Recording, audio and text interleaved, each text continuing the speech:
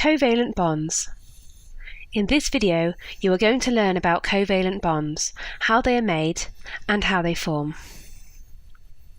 If you haven't seen it already, first have a look at our video, Structure and Bonding. Only the noble gases exist naturally as single atoms. All the other elements of the periodic table have partially filled valence shells, or outer electron shells. Atoms bond by swapping or sharing electrons in their outer shells. When very different atoms react, like metals and nonmetals, they normally swap electrons. This is ionic bonding. But when similar atoms react, like nonmetals combining with other nonmetals, they share electrons. This is covalent bonding. Nonmetals are found on the right-hand side and upper part of the periodic table. Some common nonmetals are carbon, nitrogen, oxygen, and the halides. They have shells of electrons that are normally half or more than half full of electrons. Since they have a strong attraction for a few additional electrons, it is energetically unfavorable for them to lose electrons, so they share electrons by overlapping orbitals. This makes a bonding orbital, or covalent bond, that contains two electrons. If there is space in the outer shell, a non-metal atom can form double or triple bonds, like in oxygen or nitrogen. In the displayed formula of a compound, we represent a covalent bond with a straight line, like this. We can also represent a covalent bond as a dot and cross diagram. These diagrams show only the valence electrons. To learn more about dot and cross diagrams, watch our video on dot and cross diagrams. Covalent bonds are directional, which means they are in a fixed position, like holding hands. This is different from ionic bonds, which are formed with an electrostatic attraction between charged ions. The overlap between orbitals means that the atoms in covalent bonds are very close. These things make covalent bonds strong. There are two kinds of covalent structure: small molecules, like water, and giant compounds, like diamond.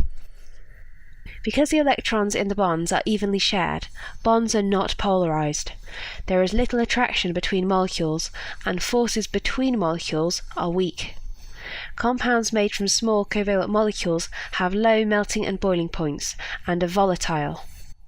They also don't conduct electricity. Carbon and silicon tend to form giant covalent compounds. These bond in the same way, but instead of forming small molecules with one or two bonds, they form four, making up huge lattices or chains of many linked up atoms, the basis of the organic chemistry of carbon or the chemistry of rocks. One common example is diamond, which is made of carbon. Each carbon atom forms four covalent bonds because it has four electrons in its outer shell to share and has space for four more. If every carbon atom forms four bonds with four other carbon atoms, and each of these forms four bonds with four other carbon atoms, and each of these forms four bonds, we very quickly end up with a very large structure. These compounds have very high melting and boiling points because you have to break covalent bonds rather than intermolecular forces to make them free enough to act as liquids or gases. The covalent bonds hold them rigidly in place in the giant lattice. Allotropes of nonmetals bond covalently. Allotropes are different structures of the same element. You can learn more about these in our video, Allotropes of Nonmetals. So to finish, here is a challenge for you. Which of these compounds are covalent? Pause the video for a moment whilst you think. Have you considered their physical properties and where the elements come from on the periodic table? Solved it? Okay.